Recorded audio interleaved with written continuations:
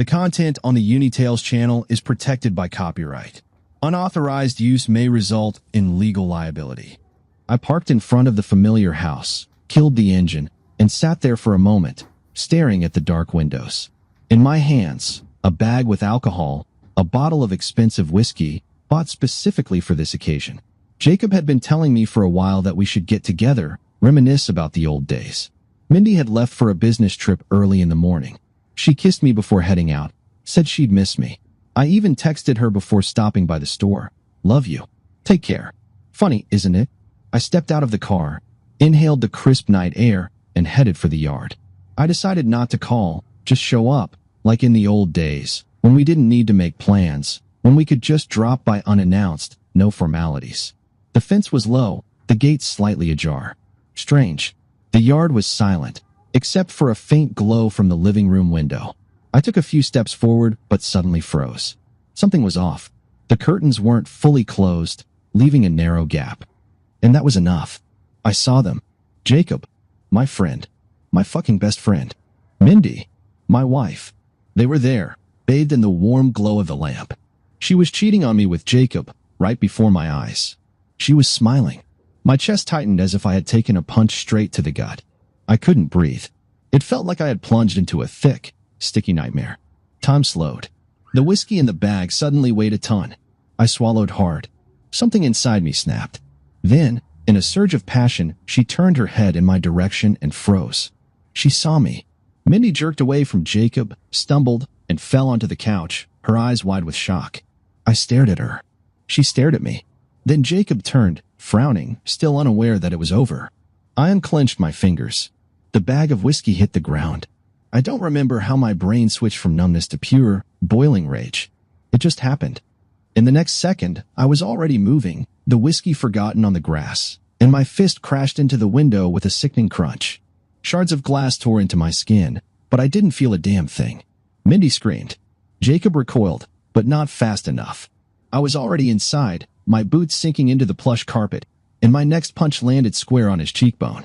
His head snapped to the side, he staggered, collapsing onto the couch, barely staying on his feet. The bastard didn't even realize what had hit him. You lost your damn mind. His voice was hoarse, angry, but I had already grabbed him by the collar and hit him again. A loud crunch echoed in my skull like a gunshot. His nose flattened under my fist, blood splattering the couch, the coffee table, my knuckles. I didn't care.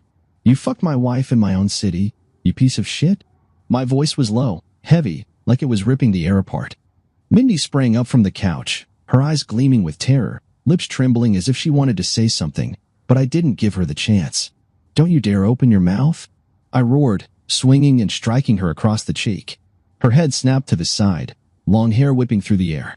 She gasped, clutching her face. Kevin, please. No, it's not what you think. I laughed, feeling fire burn inside me. Not what I think. Oh, of course. Just a friendly workout, right, Mindy? Or maybe your business trip was just too short, so you decided to put in some overtime at this house. She sobbed, taking a step back, but I had already grabbed Jacob by the hair, yanking him upright and smashing my fist into his teeth. You were supposed to be my brother, Jacob. I gripped his head with both hands, pulling him close so he could see the murder in my eyes. But you're just a pathetic piece of shit, feeding off my table while I look the other way. Kevin, stop. He coughed, spitting blood, his hands raised defensively, but I slammed him against the wall, feeling his body go limp in my grip. What, you scared now? Were you scared when you were fucking her? When you were betraying me, did you think it was just a game? It was a mistake. He choked out, blood trickling down his chin, his breath ragged, erratic, his eyes darting around the room, searching for an escape. A mistake? I stepped back, breathing heavily, then slowly ran a hand over my face, pushing back my hair. The rage inside me was so thick, my fingers curled into fists on their own. I could kill him right here. Kevin, please. Mindy took another cautious step toward me, still holding her burning cheek. Her voice was trembling, pathetic. I looked at her. At that moment, I wanted to hit her again. Not because she was a whore, but because even now, she didn't understand what she had done. Please, what? I stepped toward her, forcing her back against the wall. You wanted to fuck him while I thought I had the perfect marriage? While I worked, while I believed I had a family? What, please? Mindy, What the fuck can you say to me? Her lips parted, but no words came out. No, say it. Go on. I grabbed her shoulder, harder than I intended, digging my fingers into her skin so she whimpered. You love to talk, Mindy. I heard you moaning for him. Say something. She started crying. I let go and stepped back. Don't you dare. Don't you fucking dare shed tears for me. My voice was quiet, but every muscle in my body was wound so tight it hurt. Mindy covered her face with her hands, sobbing. Jacob sat slumped on the floor, clutching his bloodied nose, struggling to catch his breath. I looked at them, at two traitors, and I realized I didn't want to be in this house anymore. I stood in the middle of the living room, breathing heavily, my fist still clenched, covered in his blood. Fuck, I should have killed him. That was the thought racing through my mind when I heard the sirens wailing down the street. I froze. Mindy lifted her head from her hands, her gaze still wet, but now there was no remorse in her eyes, only fear for herself. Jacob stirred, blood dripping from his chin, but the bastard, he was smiling. You've got to be fucking kidding me, I hissed, but before I could move, the front door burst open with a crash, and cops swarmed into the room. Down on the ground, hands behind your head. The first shout was frantic, tense. A hand yanked at my shoulder, but I didn't resist. I was too angry, too fucking stunned by everything to fight the cops. I had already lost. They twisted my arms behind my back, and the cold metal of the handcuffs snapped shut around my wrists. Looks like you're done, buddy, Jacob rasped, still sitting on the floor, but now there was no fear in his voice. He had won. As soon as I was restrained, he came alive again, like a snake playing dead, only to strike the moment I was defenseless. You thought you could just storm into my house and act like an animal? He spat blood onto the floor, then looked down at me like I was nothing, like I was the one who had betrayed him. I smirked, rolling my jaw. I was your brother, Jacob. You were an idiot, Kevin. Those words, spoken with such cold, calculated disdain, burned more than any wound, more than any pain. Mindy slowly got up from the floor, rubbing her cheek. Her voice was still trembling, but now there was something else in it. Relief. He would have killed us, Jacob. He just lost his mind. I looked at her and realized I wanted to hit her again, but not because she had cheated on me, because she wasn't afraid anymore. Neither of them were. As the cops started dragging me toward the exit, Jacob stepped forward, his eyes burning with triumph. You're gonna regret this, you son of a bitch, he sneered. I laughed, loud, defiant, full of contempt. Regret? You actually think I regret this? I stopped, jerking my shoulder just enough to slow the officers down. I did what had to be done. Jacob tilted his head, his grin stretching wider. You did what got you in cuffs. And that was the moment I knew it was over. My best friend had become my enemy. The cell was small, gray, and reeked of piss and sweat. A hard bench stood in the corner next to a lidless metal toilet, and the walls were scarred with desperate carvings from those who had sat here before me. I leaned my head against the cold concrete, my hands still tingling from the way the cuffs had dug into my wrists at the station. The taste of blood lingered in my mouth. I ran my tongue over my split lip, but that wasn't what bothered me the most. Kyle, my son, 16, that age when the world is supposed to be simple, but in reality, it crumbles a little more each day. What the hell is he supposed to do now? Stuck with her. I squeezed my eyes shut, picturing his face. He was a good kid. Strong-willed, but not hard like me. He was better. Cleaner. I always hoped he wouldn't grow up to be like me. And now he was left with Mindy, the woman who betrayed his family. Kyle wasn't an idiot. He knew things had been tense between me and Mindy lately. He asked questions, and I always told him everything was fine. Just work, just exhaustion. And now he would know the truth. Who would tell him? Mindy? Doubt it. She'd play the victim. She'd say I lost it, that I attacked them, that I destroyed the family. Jacob? He didn't give a damn. Bastards. Both of them. I ran a hand down my face. My fingers trembled. Not from fear. Not from pain. From rage. Kyle would be alone. I wouldn't let that happen. I slowly lifted my head, clenched my fists. I was getting out of here. I was going back to my son. And those two would regret ever leaving me alive. Time crawled, a slow, grueling stretch of minutes blending into each other, until finally, the lock rattled outside, and the door creaked open. He stood in the doorway. William, son of a bitch. I knew that bastard would show up. Older than Jacob, broader in the shoulders, but with the same smug grin that told you he thought he owned every room he walked into. In this town, he was practically untouchable. Connections, money, influence. While Jacob played the friendly neighbor, William was the real threat. He stepped inside slowly, like a man savoring the moment. Well, look who we have here. His voice was low, calm, but dripping with satisfaction. Our old friend, Kevin. I didn't move, didn't even rise from the bench. Just watched him, knowing this conversation wouldn't bring anything good. Why are you here, William? My voice was steady, but the tension inside me coiled tight. He shook his head, feigning disappointment. Why? Come on. He wandered to the wall, leaning against it lazily, arms crossed. You must have figured it out by now. You didn't just beat up Jacob. I stayed silent, letting him talk. You insulted my family. There was steel in his voice now. You humiliated my brother. You barged into his house like a rabid animal and left him in a pool of blood. And now you're sitting here, thinking this is temporary? That somehow this will all work itself out? He smirked, eyes glinting with amusement. No, Kevin, this doesn't get worked out. This is just the beginning. I still didn't move, but now I studied his face more carefully. He wanted me to react, to snap, to defend myself, to threaten him back. I wouldn't give him that. What do you want? I finally asked, my voice flat. William straightened and took a slow step forward, stopping just inches away. I want you to rot in this cell, Kevin, he whispered, just low enough so no one outside would hear. You'll stay in here for as long as I want. Weeks, months, years. I don't give a shit. He leaned in slightly. Or, if I get bored. I'll make sure you don't last long in prison. I inhaled slowly, tasting the metallic bitterness of fury on my tongue. You threatening me? His grin widened, cocky, self-assured. No, Kevin. I'm making you a promise. I finally rose to my feet, my shadow stretching over him.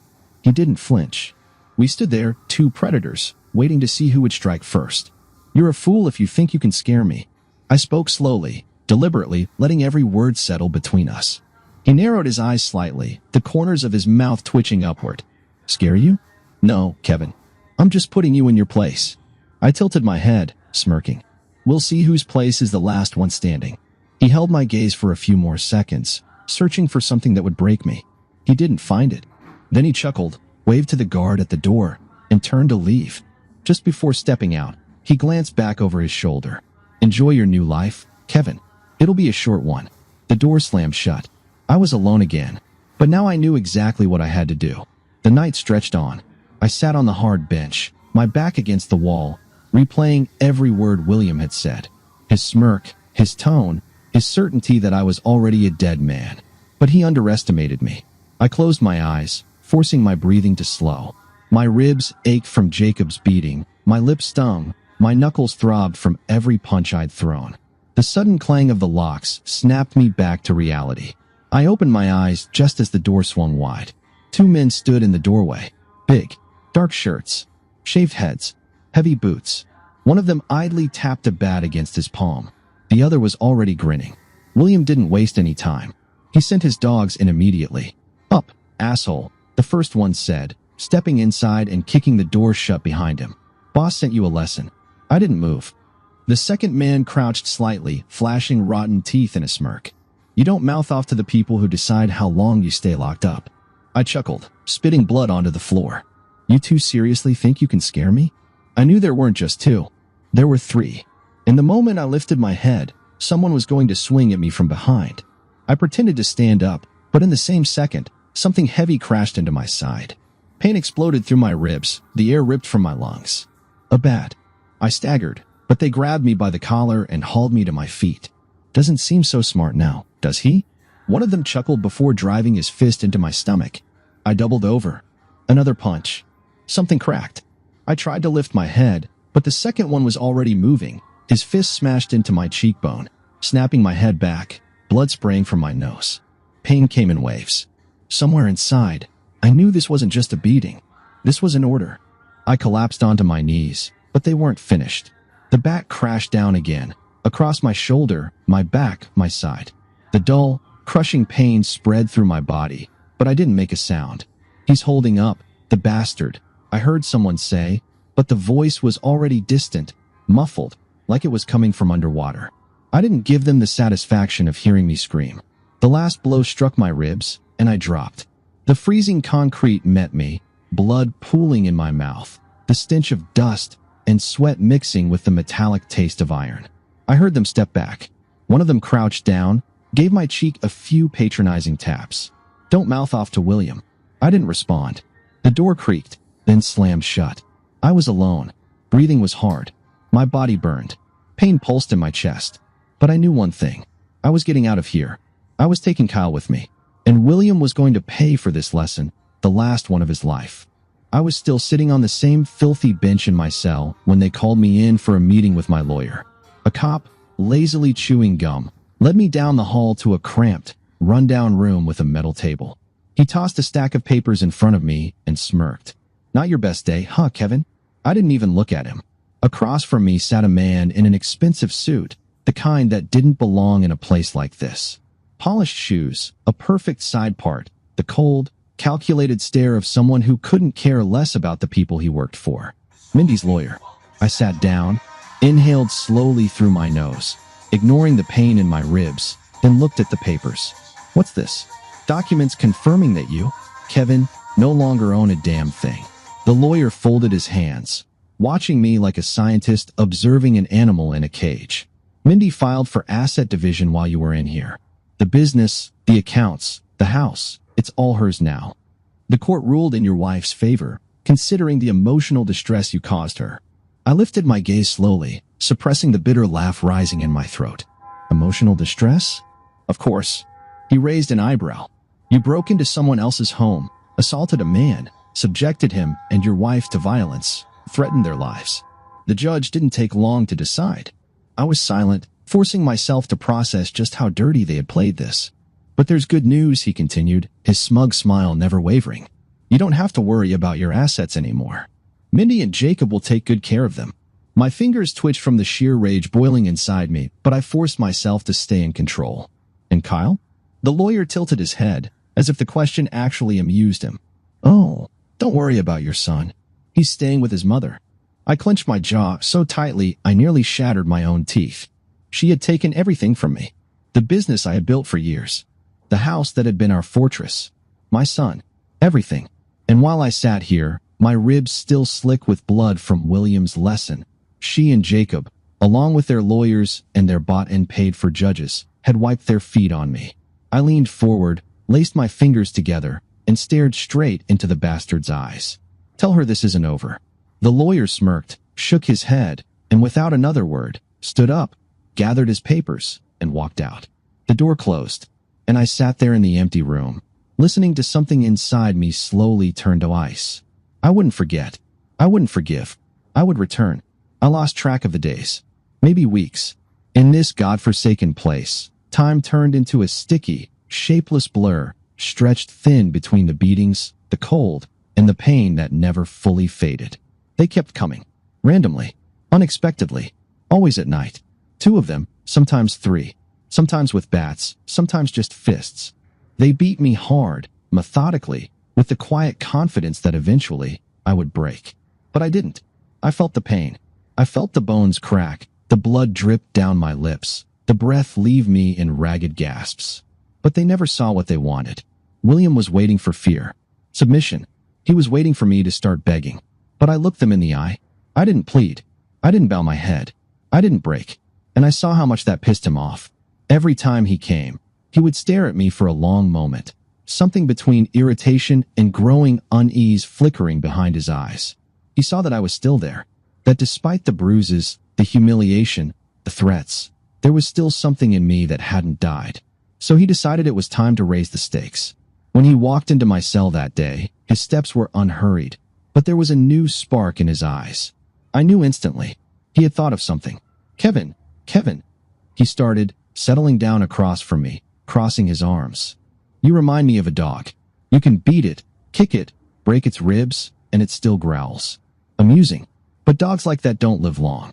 I didn't say a word, just watched him. He smirked, shaking his head like he was genuinely impressed by my stubbornness. "I thought the beatings would do the job. I thought that after hearing about your little wife and your home, you'd finally crack. But it turns out you're tougher than I expected." He pulled out his phone, scrolled through something, then sighed, as if he was almost reluctant to continue. But everyone has a weak spot, don't they? I tensed. Kyle, Williams said, drawing out the name, savoring the way it hung in the air. My fingers slowly curled into fists. What about him? William tilted his head, watching my reaction. You know what's great about having connections in the police? He paused, then gave a mock-sympathetic smile. You can plant drugs on someone, and no one even questions it. The pain in my body became meaningless. I sat up straighter, locking eyes with him with a stare that, under normal circumstances, would have made a man stutter. What did you do? William's grin widened. He was enjoying this. Routine school inspection. The drug dog sniff around. Oh, what's this in Kyle's backpack? A little bag of powder? What an unfortunate mishap. I clenched my fists so tightly my nails dug into my palms. You son of a bitch. Oh, now. No need for rudeness. Kevin, this is just the beginning. He leaned in, resting his elbows on his knees, his voice slow, deliberate, each syllable sinking into my skull like a knife. He's being charged with distribution. They're sending him to juvie. He paused, watching me. You know what they do to kids like him in there? I didn't move, but every muscle in my body locked up. You wouldn't believe how many of them come out broken, Kevin. Or never come out at all. William narrowed his eyes, studying my face. I hope this finally knocks that smug confidence out of you. I wanted to kill him. I wanted to grab anything, even a damn bolt from the wall, and drive it straight into his eye. But I was bound by chains and cold reality. William smiled. Oh, and one more thing. I stayed silent, knowing he wasn't done yet. You're being transferred. I tensed, but didn't say a word. They kept you here at the station purely for my entertainment. But I'm bored now, Kevin. I want you to really suffer. He leaned in slightly. You're going somewhere much worse. I still didn't speak, but inside me, hell was already burning. William wanted to see me broken? He didn't understand what he was doing. I wasn't just going to get out. I was going to erase his name from this goddamn life. I sat in the back of the transport van, wrists locked in cuffs, legs shackled in chains, but none of that mattered. William thought he had won, that he had broken me, that after the news about Kyle, I would lose my mind and become helpless. But he had no idea who he had in these handcuffs. Somewhere in the distant past, long before I settled into an ordinary life, I had been a soldier. Not just a fighter, not just another soldier. I was a specialist in deadly tactics in the wild. I could kill a man using nothing but whatever I found around me. I could set traps that turned a battlefield into a slaughterhouse. I knew how to outthink an enemy, how to corner him, how to leave nothing behind but corpses. And now, it was time to remember who I really was. The van jolted over a pothole, the streetlights outside briefly casting a glow through the metal grate, illuminating my face. Two sat up front, the driver and a second guard. Another was in the back with me, seated across from me, holding a shotgun between his knees. He was relaxed, smug, confident that I wouldn't try anything. They were all confident. I lifted my head and looked at him. How long's the ride? What the hell do you care, asshole? He muttered, not even bothering to look at me. I nodded, smiling faintly. Just wondering when the fun starts. He frowned, but I was already moving. My left wrist twisted, my thumb dislocating at an unnatural angle, but it was enough to slip my hands free of the cuffs. The guard barely registered the movement before I lunged forward, slamming my forehead into the bridge of his nose. Crunch. He recoiled, grabbing at his face, but I didn't give him time. I seized the shotgun, yanked it upward, forcing the barrel under his chin, and pulled the trigger. The blast was deafening but brief. His brain sprayed across the walls of the van, his neck snapping under its own weight as his body crumpled to the floor. The van swerved. The driver had realized something was wrong. I was already moving. What the hell's that noise? A voice came from the front. I didn't answer. I just kicked the cabin door. The thin metal barrier buckled, and I fired a round straight into the back of the driver's head. Blood splattered across the windshield. His body jerked, fingers slipping from the wheel. The van veered wildly. I heard the second guard yell, "What the fuck?" But I was already on him. I climbed into the cab, grabbed him by the hair, and smashed his face into the dashboard. The wet crunch of a broken nose, blood splattering, a choked gasp, a feeble attempt to fight back. I didn't give him a chance. I wrenched the pistol from his holster and fired 3 rounds into his chest. The van careened out of control. I grabbed the wheel, steadied the vehicle for a split second, then yanked it hard. The van flipped. Impact. Metal screamed against asphalt. Glass shattered, raining down on me. I felt something sharp tear into my side, but I didn't care. When everything finally stilled, I pushed myself out through the wreck door. The driver's body dangled lifelessly in his seatbelt. The second guard was a crumpled mess against the dashboard. I exhaled slowly, glancing at my reflection in a blood-streaked shard of glass. The Kevin they knew was gone. Now, only I remained. The real me. And I was coming for William. The night was my ally. Dark, silent, concealing. It cloaked me, hiding me from prying eyes, allowing me to move without hurry but without hesitation. Everything happened automatically, without wasted thought, as if not a single day had passed since I last used these skills. I stripped the dead guards of everything useful, ammo, a knife, cash, even one of their watches, just to track time. Then I disappeared, vanishing into the night like a ghost, heading toward the only place I could lie low. The old family house. It stood isolated, a couple of miles off the main road, surrounded by thick woods, overgrown with tall grass, its paint peeling, the roof long in need of repair. No one had lived here for years, not since my parents passed. They had loved this place once. It used to be clean, beautiful. Now, the wild had reclaimed it. No lights, no water, but none of that mattered. This house held my greatest secret. I moved around it slowly, scanning for any signs of unwanted visitors, making sure my luck wasn't about to run out here and now.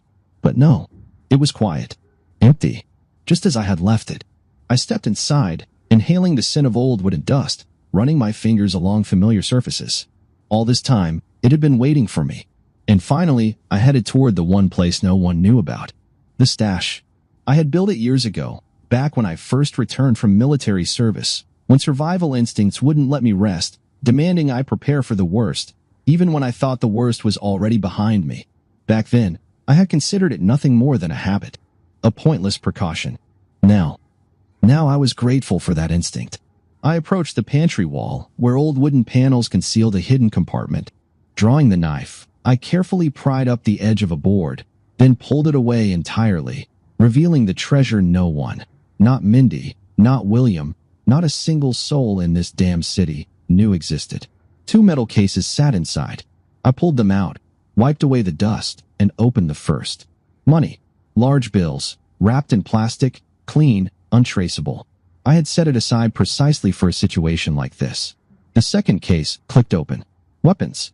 A pistol with a full magazine, a tactical knife, a bulletproof vest, a pair of silencers, a small stash of explosives, and a folding carbine, compact enough to hide under a jacket. My old survival kit. I exhaled slowly, feeling something inside me finally fall into place. Now I had money. Now I had weapons. Now I had a plan. Now I was truly dangerous. William thought he had me cornered. He believed he could intimidate me, break me, erase me. But now, he was going to learn what it meant to make an enemy of a man who knows how to kill. I gathered everything I needed, changed into dark, comfortable clothes, checked my gear, and sat at the table, spreading out a map of the city before me. It was time to hunt. I wasted no time. William already saw himself as the victor, certain that my escape was nothing more than a temporary inconvenience, that I would be caught again, thrown back into the pit, where they would continue their slow, methodical destruction of me. But he didn't understand the most important thing. If death is set free, it comes for those who released it. The first thing I did was get a van. Not because I truly needed it, but because I wanted to make this entire situation more theatrical. I found one in a parking lot behind a store. The driver had gone for coffee, leaving the keys in the ignition. His mistake. 2 minutes, a screwdriver, and the bare minimum of car theft skills, and I was rolling through the city, looking for the first bastard who could tell me where William was. Finding his men was laughably easy. They thought they ruled the streets, but in reality, they strutted around like dumb peacocks. One of them, a cocky little shit with an earring and a Respect logo stretched across his t-shirt, was hanging around outside a bar, whispering sweet nothings into some girl's ear about how much of a badass he was. Hey, I pulled the van to a stop, cracked the door open, and motioned for him to come closer. Got a minute? He squinted at me, but, judging by his expression, decided that since I wasn't a cop or some twitchy junkie, it was safe to approach. What do you want? Just a quick question.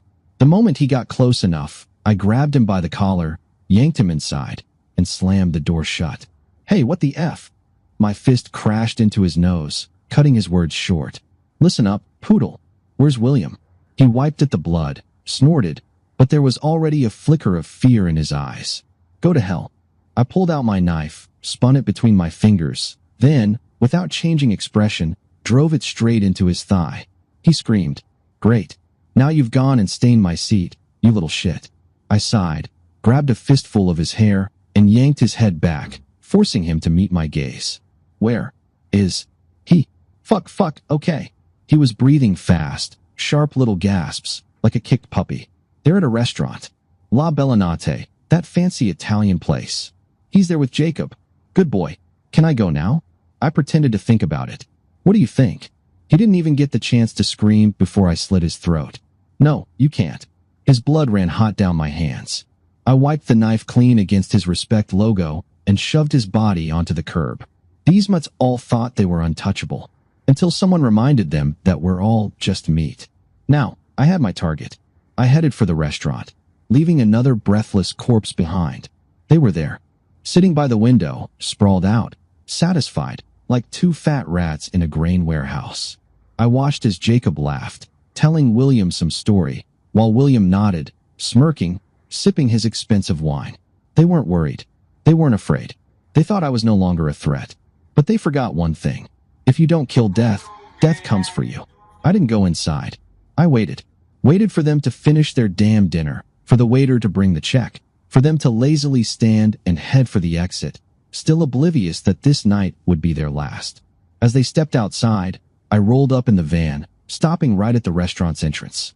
Jacob was talking, laughing, while William checked his phone. Then I threw the back doors open. Everything happened too fast for them to process. Before Jacob could react, I drove the butt of a shotgun into his gut.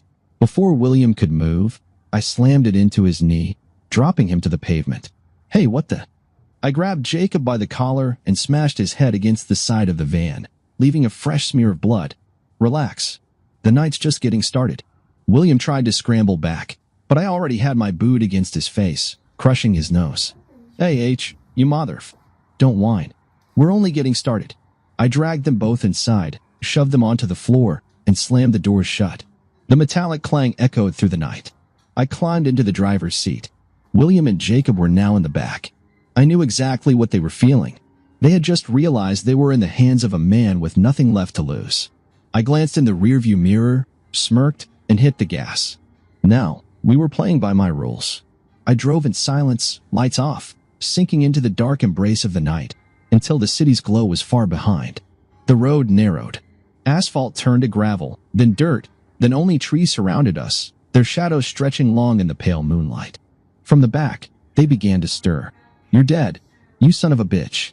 Jacob's voice was thick with helpless fury. You have no idea what you just did. I didn't answer. Kevin, you think this ends here? William snarled, his voice shaking, not with fear, but with rage. You just signed your own death warrant. When you die, and you will die, I'm going to. I slammed the brakes. Their bodies crashed against the walls of the van. Shouts. Curses. I didn't care. I killed the engine. The forest was silent. Just the whisper of leaves, the chirping of insects. Perfect. I stepped out, circled the van, and yanked the doors open. The two bastards sat slumped on the floor, bound, filthy, but still trying to act tough. Well, Kevin, William rasped, spitting blood. You really think no one's going to find you? That you're going to walk away from this? You're already dead. Asshole. Jacob sneered through bloody teeth. You just don't know it yet. I said nothing, just pulled out a large combat knife. And before Jacob could spit out another dumb threat, I drove the blade into his thigh, twisted, and ripped it back out. He howled, convulsing, his hands instinctively clawing at the wound. I turned to William. No words, no warnings. Just raised the knife, and with a single swing, hacked off 2 of his fingers. His scream ripped through the forest, bouncing between the trees. He crumpled sideways, clutching the mangled stump, choking on his own agony. Jacob groaned, his face deathly pale, sweat beading across his brow. I crouched, watching them writhe. Where's Kyle? Go to hell. William rasped, but his voice shook and his eyes darted. I sighed and turned back to Jacob. You know, a man has 20 fingers and toes. I can play this game for a long time. I reached out, grabbed his pinky, and started bending it backward. Wait, Wait, he screeched. I froze. Where is Kyle? William clenched his jaw, his face contorted in fury, but finally he spoke. He's being held at a man's house. His name is Daryl. He works for me. What kind of work? William swallowed hard. He punishes people who owe me. Something inside me turned ice cold. Address. He hesitated. Then, finally, through clenched teeth, the Longview Road. House 12. A wooden estate at the end of the street. That's where they're keeping your kid. I held his gaze for a moment, considering whether to cut something else off just for breathing. But time mattered more. I stood up, slid the knife back into its sheath, shut the van doors, and got behind the wheel. Now, I had my purpose. I was going to get my son. And if anyone dared to stand in my way, they would never see the light again. Longview Road greeted me with silence.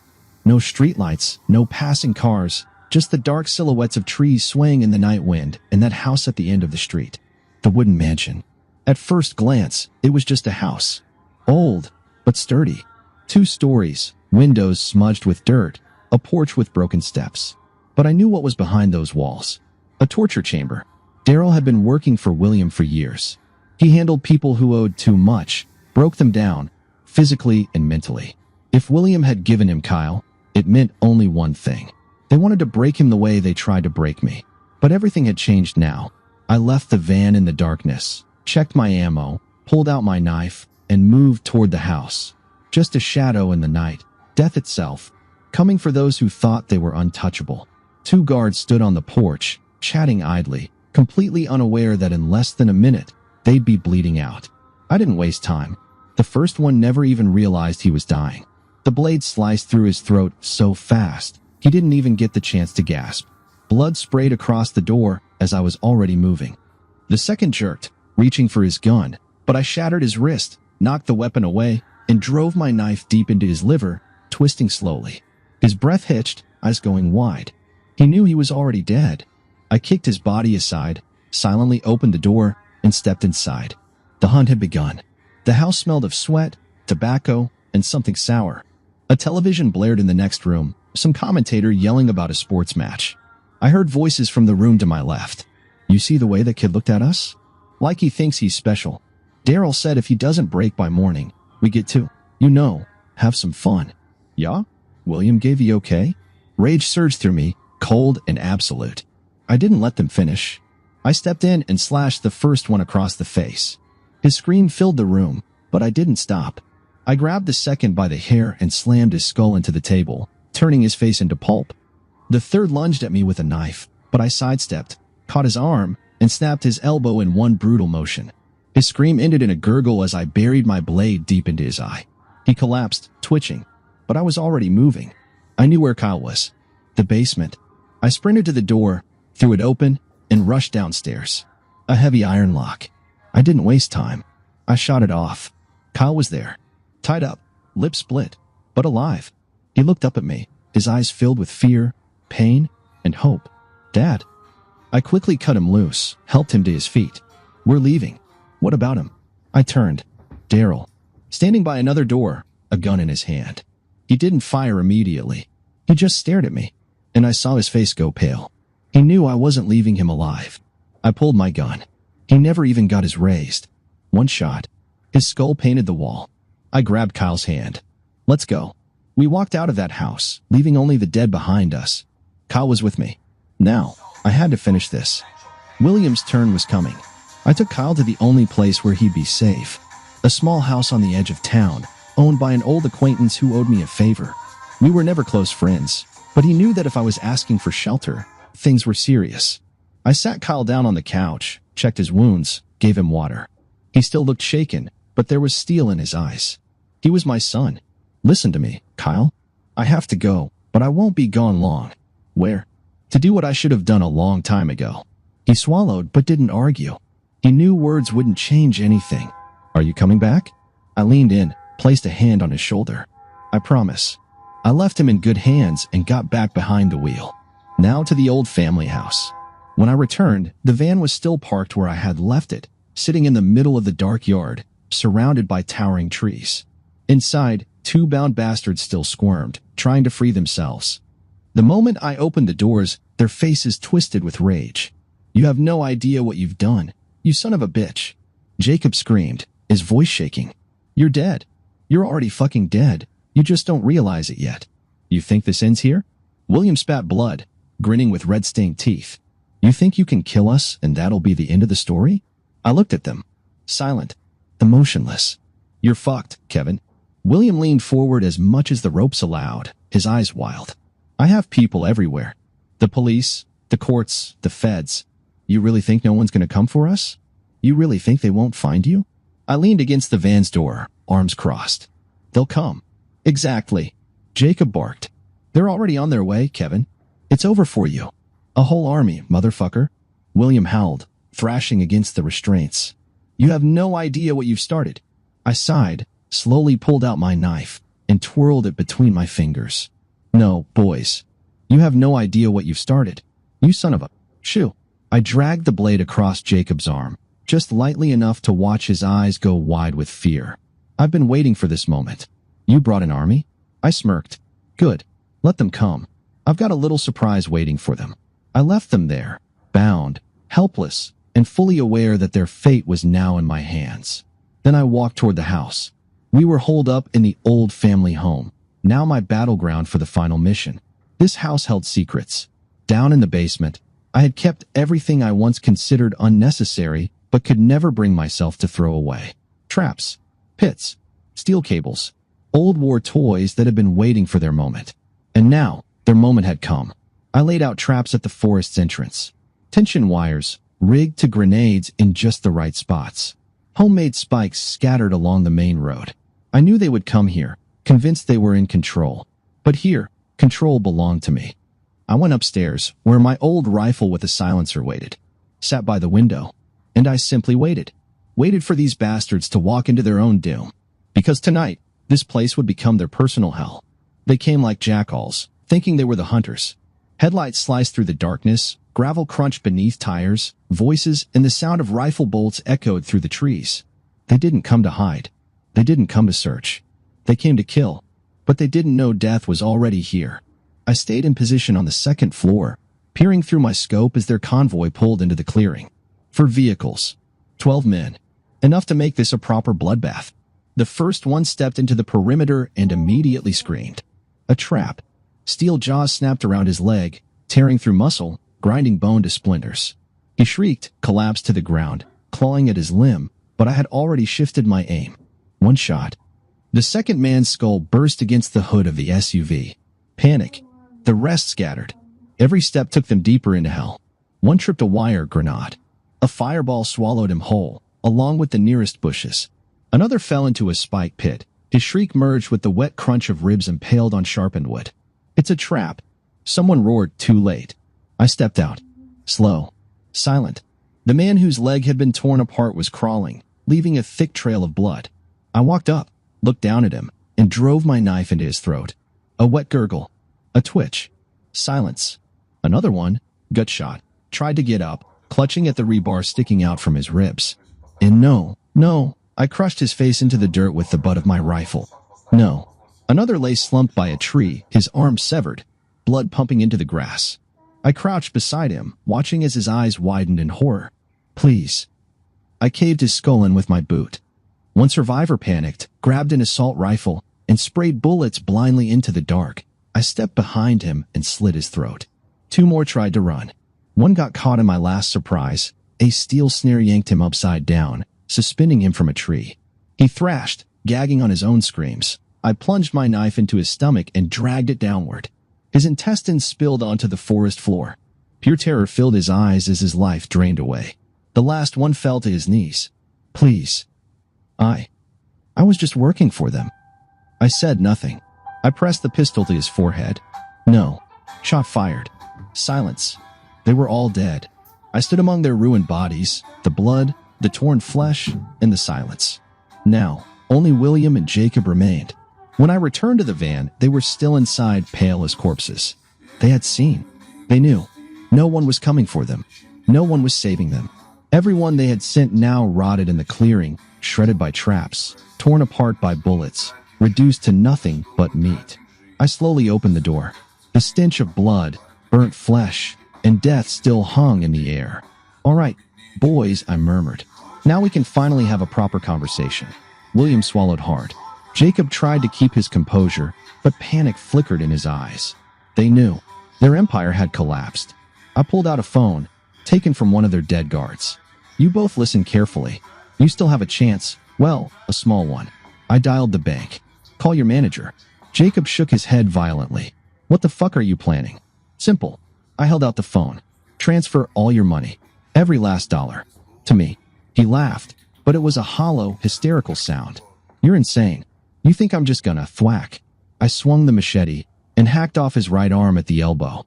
Blood exploded like a broken hydrant. His scream shattered the night. "Oh, whoops. Wrong button." I turned to William. His body was frozen, eyes bulging, cold sweat dripping down his face. "Maybe you'll be smarter?" He nodded so fast his neck nearly snapped. Yes, fuck. Yes, give me the phone." I handed it over. William frantically dialed, rattling off account numbers in a panicked rush. Meanwhile, Jacob writhed on the floor, pressing his bloody stump to his gut, gasping through clenched teeth. "You fucking psycho." I smirked. "Me? Oh, buddy, you have no idea how many surprises I have left." I turned back to William. "Well, I did it." He was panting, words spilling out in sheer desperation. "The transfer's done. Every dollar. It's in your account now." I checked the balance. "All clear. Good job." Then I swung the machete and hacked off William's leg at the knee. He collapsed, choking on his own scream. "You said you'd let me go." "No," I said calmly. "I said you had a chance. But you know how life works. Chances are rare, and everyone dies eventually." I turned to Jacob. He was crawling toward the door, leaving a smeared trail of blood. Kevin, let's talk. Man, come on. We're friends, remember? You fucked my wife." Okay, yeah, but fuck, man. We're guys. It was just..." I grabbed a fistful of his hair and dragged him toward a tree. Then I slammed his face into the bark. "Feel close to nature, huh?" Once. Twice. 3 times. His nose crunched. His skull split. Blood streaked the wood. I turned him toward me, shoved the machete into his mouth, and forced it downward. The blade split through his cheeks, stretching his mouth into a grotesque, bloody grin. "Got any more jokes about friendship?" He gurgled, then collapsed. William was crawling, trying to drag himself out of the van, smearing the floor with red. I grabbed him by the collar and hauled him toward the fire I had built nearby. Kevin, please, no." I shoved his face into the flames. His skin blistered instantly. He shrieked, his muscles spasming under the unbearable agony. I held him there until his eyes boiled in their sockets. Then I let go. He collapsed, convulsing, twitching, dying. Slowly, I wiped the machete clean on his ruined suit and turned toward the house. I took a long look around. Bodies. Blood. Nothing more to add. I grabbed the gas canister, doused everything inside, and set it ablaze. The fire roared to life, consuming everything. I stood there, watching as my past and their future burned to ashes in the same pile. Now, it was finished. I turned and walked into the darkness. Kyle was waiting for me. Now, we had a new life. And those bastards had no future at all. Once the fire had devoured everything that remained of William and his men, I knew there was still one loose end. Mindy, the woman who once swore she loved me. The woman who betrayed me. She had sold me out, abandoned her own son, taken everything she could, and now lived lavishly as if nothing had happened. But it was time to remind her that betrayal always comes at a price. I found her in a luxury hotel downtown, living the high life on money that had once belonged to me. When I stepped into the lobby, the concierge didn't even try to stop me. One look at my face, and he wisely decided this wasn't his problem. I took the elevator to the top floor and knocked on the door. Room service. A second later, I heard the lock click. The door swung open. Mindy stood before me, silk robe, a glass of wine in hand. She looked like a queen, certain the world belonged to her. But only until she saw who was standing at her door. The color drained from her face. Kevin. She stepped back, but I entered, closing the door behind me. Hey, Mindy, how's life? She swallowed hard, still unsure if I was here to kill her or just talk. You. What are you doing here? I strolled around the suite, glancing at the expensive decor. You're living well. Still fucking on the money you stole from me? That's not true. Oh, right. You earned it, huh? I scoffed. From the divorce. From your emotional distress. From setting me up, betraying Kyle, and screwing my best friend. Her lips trembled. "Okay, Kevin. You're a traitor. And now, you're going to learn what that means." I pulled out a phone and dialed a number. "What are you doing?" Panic finally cracked through her voice. I didn't answer. I just waited. A second later, her phone buzzed. She grabbed it, checked the screen, and went white. "No." "Yes." She looked up at me, pure horror in her eyes. You transferred everything?" I nodded. "You wanted to live off me." "Small problem. There's nothing left to live off anymore." She shook, her hands balling into fists. "You have no right." I smirked. "Mindy, I think you forgot. You never had any rights." She spun toward the dresser, yanked open a drawer, scrambling for a stash of cash. There was nothing there. I sat on the edge of the bed, tilting my head as I watched her realization sink in. It was all gone. "Okay, Kevin." Her voice wavered. "What did you do?" I stood, walked to the door, and swung it open. "You have 10 seconds to get out of here." She didn't move. Her eyes filled with tears. "Please." I stepped closer. 9. "You can't just 8. Kevin." I 7. She sobbed. Because now, she understood. I wasn't bluffing. Mindy grabbed her purse and ran, barefoot, into the hallway. I shut the door in her face. Then I walked to the window, took her untouched glass of wine, sat down, and watched. Watched as the queen fell into the dirt. She ran into the night. No money, no car, no friends. Nothing. I didn't kill her. I did worse. I left her with herself. And that was the worst punishment of all. No one would help her. And if she was lucky, maybe she'd get a job at some rundown diner, scraping by serving truckers on the outskirts of town. I knew William's empire had been a cesspool filled with hundreds of rats. And all it took was for someone to drain the water, and every last one of them began to drown. I squeezed the right people. Some with money, some with information, and some with a simple warning that if they didn't step aside, they'd be next. The results came fast. Turned out, William wasn't as untouchable as he thought. The moment his men disappeared and he turned to ash, all those who once served him started crawling from the shadows, ready to talk. In just a few weeks, his empire was nothing but ruins. The crimes he had covered for years were dragged into the open. Politicians, cops, judges, businessmen, everyone who had protected him suddenly decided it was safer to cut ties than to burn with him. The case was closed. Officially, insufficient evidence against Kevin. Numerous violations during the investigation. Let me translate that properly. Apologies, Mr. Kevin. We made a mistake. Here's your spotless record. Can we just keep quiet and pretend you never existed? What a shame that William won't see this. A shame he won't hear how his name is now whispered with fear and disgust. A shame he won't know that his legacy was erased like a filthy stain. Actually, no, I'm not sorry. Kyle and I left. I won't say where, just somewhere no one knew us, and we didn't need anyone. There was more than enough money. We bought a house in the mountains. Far from the noise, far from people, far from the past. A place at the edge of the forest with open land where we could start over. I didn't want to go back into business. Didn't want to become the man I used to be. But I knew silence would never be absolute. So I did the only thing I could build, not destroy. We started a ranch. Horses. Greenhouses. A small farm. Kyle learned to care for animals, to work with his hands, to understand that strength isn't just about holding a weapon. It's about creating, not just taking. I taught him to be free. Danny visited sometimes. He laughed, shaking his head. Didn't think I'd see you with a shovel instead of a rifle. And I didn't think you'd live long enough to see another sunrise.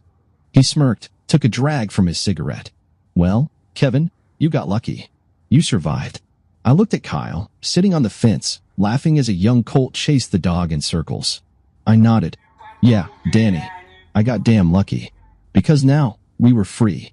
And no one would ever dare threaten us again.